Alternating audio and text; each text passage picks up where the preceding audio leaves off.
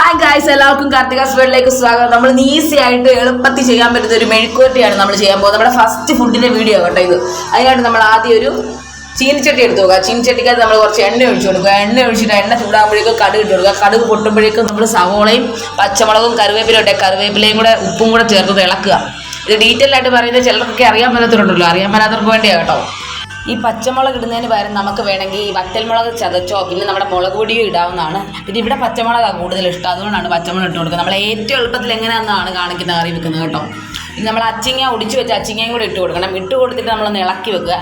ഇളക്കിയിട്ട് നമ്മൾ ഇതൊന്ന് പെട്ടെന്ന് വേകാൻ വേണ്ടി നമ്മൾ കുറച്ച് വെള്ളം ഒഴിച്ചു കൊടുക്കുക. വെള്ളം ഒഴിക്കാതെ നമുക്ക് ഇത് വേവിച്ചെടുക്കാം. കുറച്ച് എണ്ണ വേണ്ടി വരും. എണ്ണ ഒരുപാട് നല്ലതല്ലല്ലോ, അതുകൊണ്ടാണ് വെള്ളം ഒഴിച്ച് കുറച്ച് നേരം ഇത് അടച്ചു വെക്കണം. ഇപ്പം കറി ഏകദേശം ആയിട്ടുണ്ടായിരിക്കും. നമുക്കൊന്ന് തുറന്ന് ഇളക്കി നോക്കാം. ഇളക്കി നോക്കിയിട്ടുണ്ട്. ചെറിയ രീതിയിലൊക്കെ ഇച്ചിരി വെള്ളമൊക്കെ ഉണ്ട്. നമ്മളൊന്ന് ഇളക്കുവാണ്.